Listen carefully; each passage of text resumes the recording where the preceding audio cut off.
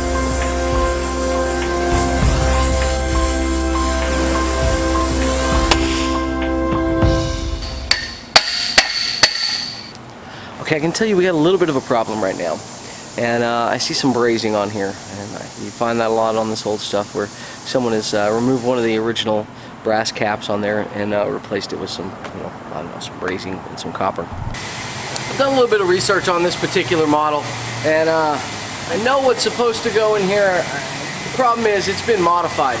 Now the modification they did works, and Practical Machinist on this very subject says this. There's an old saying amongst machinists: if it runs good, don't mess with it. Old drill posts probably fit this category. Unless something is really wrong, broken, or worn to the point that they no longer work, in my opinion, clean things up, lubricate it, and use it. I mean, come on now. So, that's exactly what we're going to do.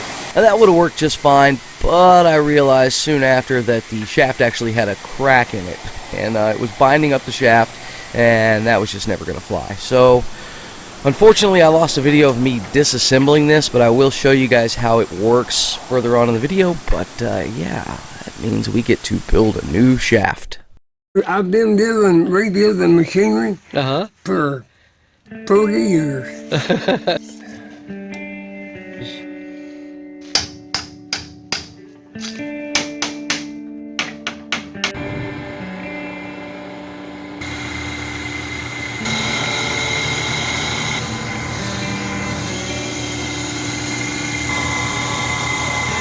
This is something I've wanted to learn for a long time, and it's a skill that I require. Like, I need to know how to use these tools. You hang around this old man long enough, you'll be doing it. I'll teach you everything I know.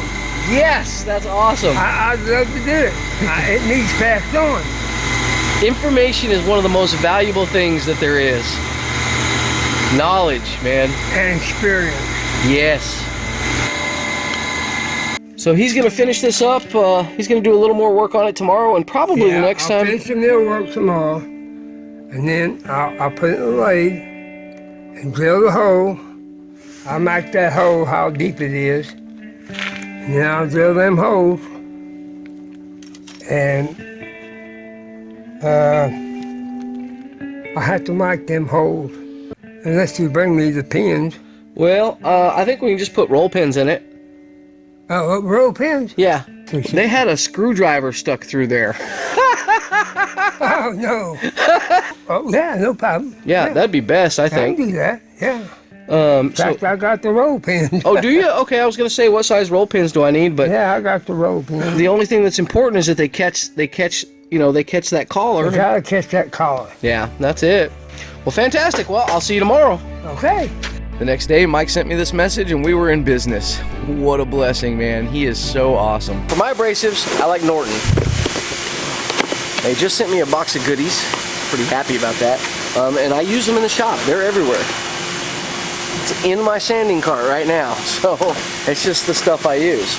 So I've got some cookie wheels right here. For heavier removal, we've got this guy. Now, in some places it may be a little bit tight. We may want to wire brush a lot of this, but I don't have a wire brush here today. That's at home, so we're just going to use what we got. And then we're going to get the job done today, not tomorrow. Okay, so we have grease, rust, and paint.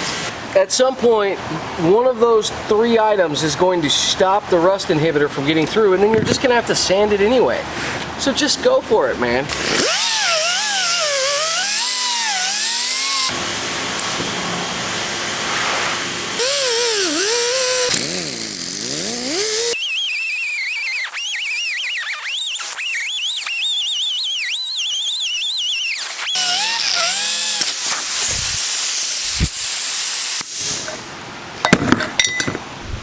Just had a tool failure. I've been cutting corners with this die grinder for a long time.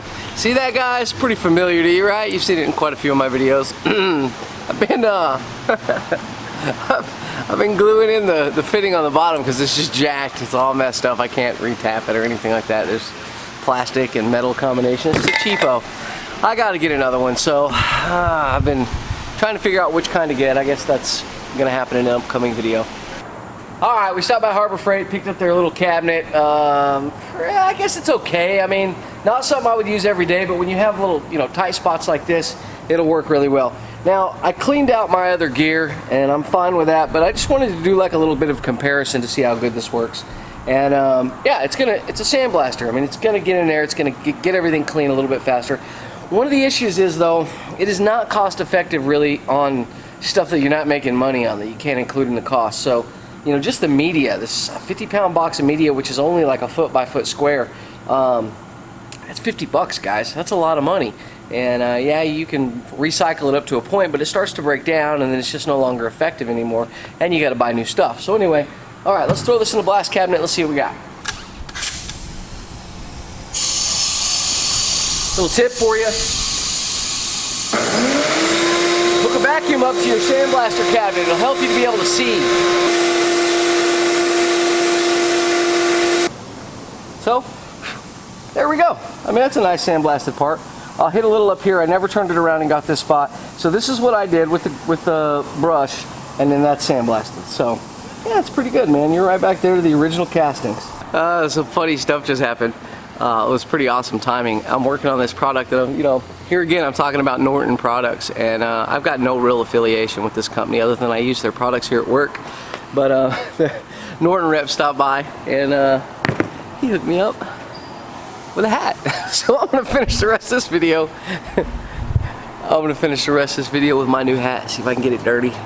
And it's a pretty good hunting hat. Norton Blaze. I'll tell you what, guys. In the giveaway with this, I'm also gonna be giving away a Norton Blaze hat.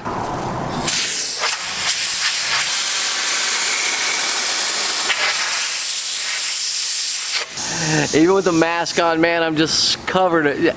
Free in 30 seconds without a blast cabinet. Look at that mess.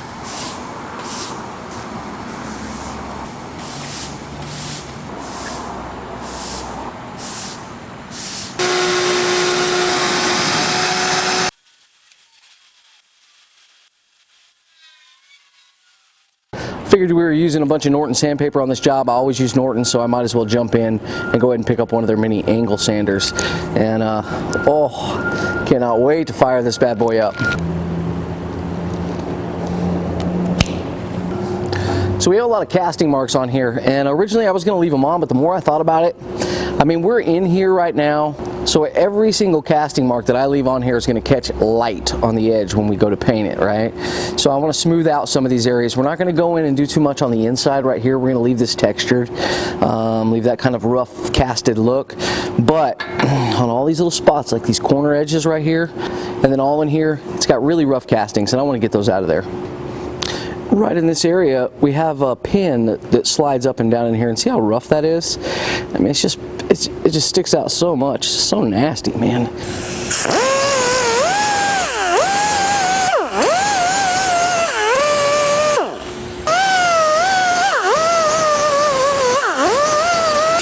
Now we're going to smooth everything out.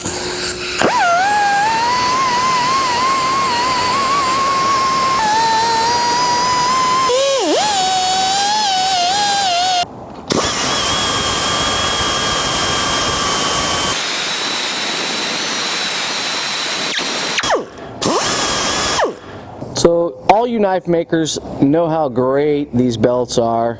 These are Norton belts, but these belt sanders work fantastic. It has a little pad underneath here, so what you can do is you can actually use this as a cutting side, right? So you can actually use this like a file right here, as well as using the tip for more precise cuts.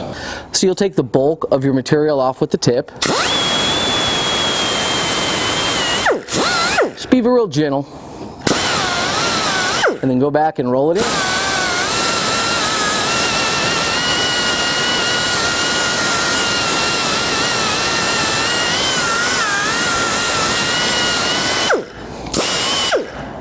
Okay, so here's our new shaft, right? We've got it polished up pretty good, and we have a new sleeve cut, and that'll cover the roll pins, but I got an interesting way of how we're gonna set that. And then I'll show you how this is actually put together. That way, you know, there's a lot of people don't understand how this part works. So every video I've seen, no one takes this apart. So we're going to show you how to do that and then how to put it back together. It's really not a big deal. Okay, so as you can see, oh, she is slick, man. That is fantastic. I'm really, really happy with the way that Mike took care of the shaft building that.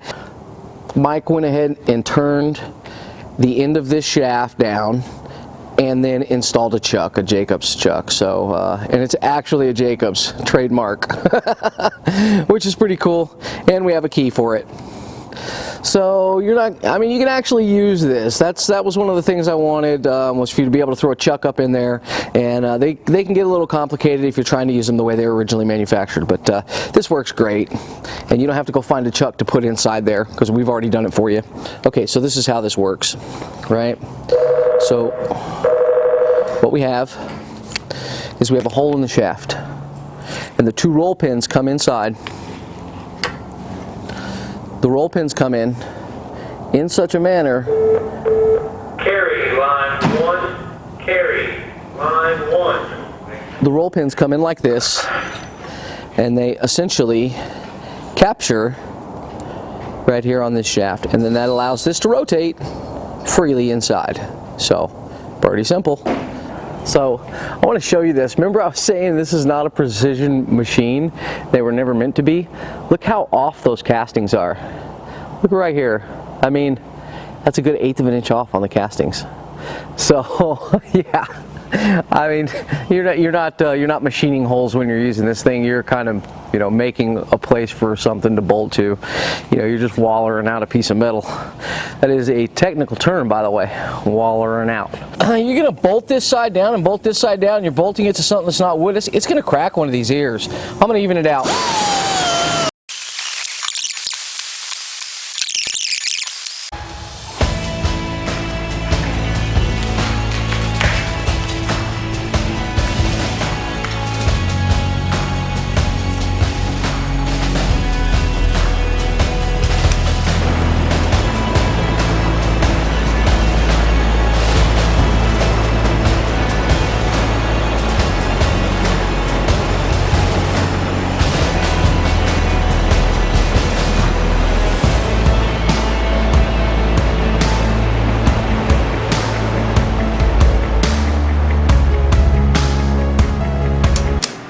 So we're gonna let this stuff dry overnight. I'm gonna hit the house, and we'll get back at it in the morning. Pretty happy. I also have to cut a truck in half tomorrow, and then put it back together. So it's gonna be a long day. Well, I pulled a Wrangler Star, and I talk so much that I have to turn this into a two-parter. Sorry, guys. Hey, listen, go ahead and put a comment in this video if you want to enter, and make sure that you're subscribed. And then in part 2, we'll go ahead and pick the winner. Well, thank you so much, guys. So glad to have you with us. Subscribe to this video, like and comment, and please, by all means, share this. That's how we got this far.